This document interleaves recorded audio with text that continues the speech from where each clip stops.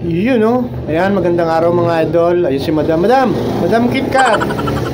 Madam KitKat. Uy, yun lumingon. Medyo masama kasi yung pakaramdam ni Madam KitKat. Ayan, bali eto may tanggap na naman ng kanyang shop, ang KitKat Ironworks. Bali yung taas nito mga idol yan ay nasa 112 cm mga loads. Siyempre pag dinivide natin yan, maliban yung pakasyempaan yan ay nasa 12 cm. Tapos pag dinivide nyo yung natira, siyempre 50 cm mga idol. Tapos yung haba niya ay 110 cm. Tapos yung lapad ay 40 cm mga idol. Yan, tapos bali magiging apat na tubular ang mangyayari dyan, yung pinakapatungan. Bali patungan pala to ng tubig mga idol, yung mineral. Bali 5 galon, 5 sa baba, 5 sa taas, bali 10. Ayan, bali ito yung mga materialis niya. Lacquer thinner, isang bote, paintbrush, epoxy primer gray, welding rod, cutting disc, grinding disc, tsaka tubular na 1.5 GI 3/4 by 3/4 mga loads. Ayan. Uy, Madam KitKat. Ayan, si KitKat ang ating amo. Ayan, bali ang gagamitin natin ay 1 by 1 pala mga idol. Ito, yung pula na yan ay 1.5. Ito kasi 2.0 rim blow. Itong gagamitin natin na tubular 1.5 na 1 by 1 mga lords. Ayan mga idol, bali dito ay magpuputol na tayo ng kanyang paa. 4 na 112 cm. Ayan.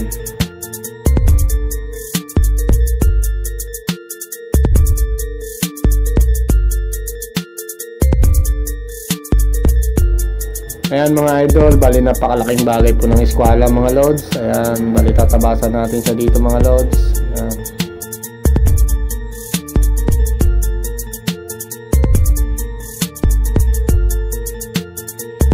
Ayan, bali yung sinusukat ko dito mga idol ay yung lapad niya, yung 40 cm mga loads. Ayan. Siyempre gagamit din tayo ng eskwela dyan mga loads. Tapos bago natin assemble siya.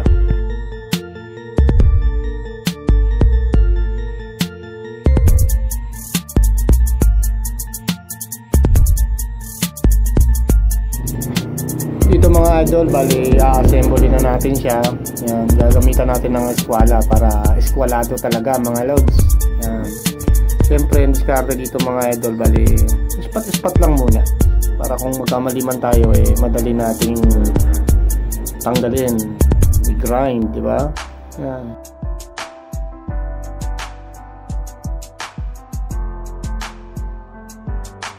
Ayan mga idol, bali gumagawa muna ako pinaka-pattern niya dito. Tapos, halimbawa, nabuko na to yung kabilang side, yung paa niya. Mamaya, a-assembling ko naman parang ipapatong ko na lang siya dito. Susundan ko na lang yung unang ginawa ko. Ayan.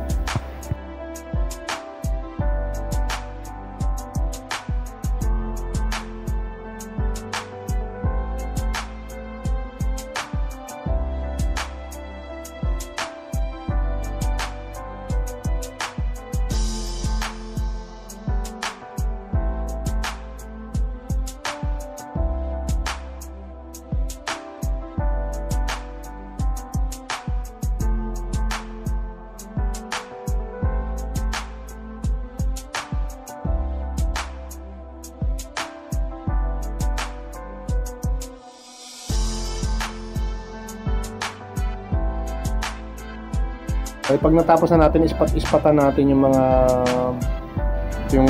pinakadugtungan niya mga idol. Siyempre i-grind natin kasi may bukol yan bubukol yung pinag-weldingan natin dyan, yung pinag-ispatan. Yan, bali papantayin lang natin siya muna mga idol para pag ilapat natin yung isa, kasi pattern na natin to yung sa kabilang side, yung pinaka magiging paa niya, kabilaan niya, pattern niya. Tapos siyempre siya na yung magiging guide natin ngayon. Ayan, para hindi na natin halos gamitan ng eskwala. Ayan.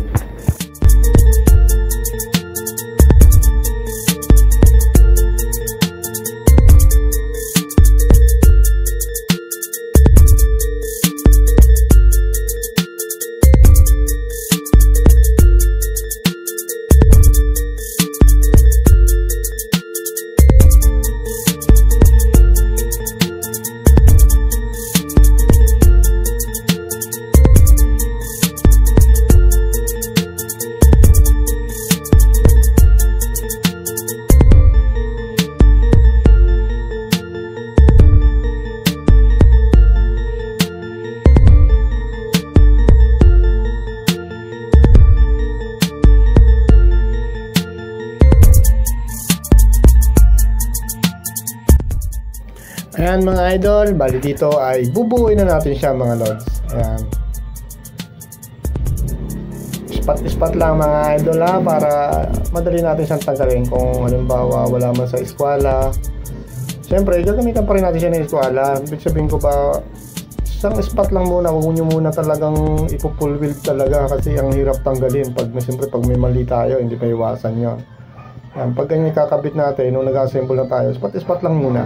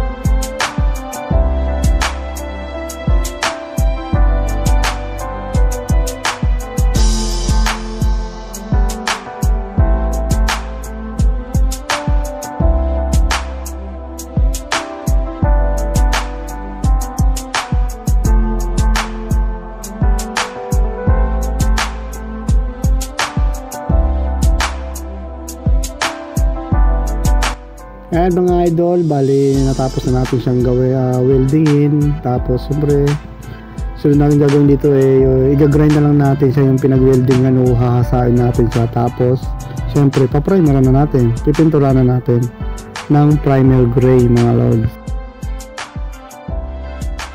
Ayan mga idol, bali dito ay na-primer ko na siya. Hindi ko na napakita kasi siyempre ang pagpipintura o primer ay napaka basic na lang po yan. Ayan, bali mga idol, tuyo na yan at pwede na nating i-deliver sa may-ari yan mga idol. Ayan, hanggang dito na lang mga lods. Maraming salamat po. Ingat po tayo palagi.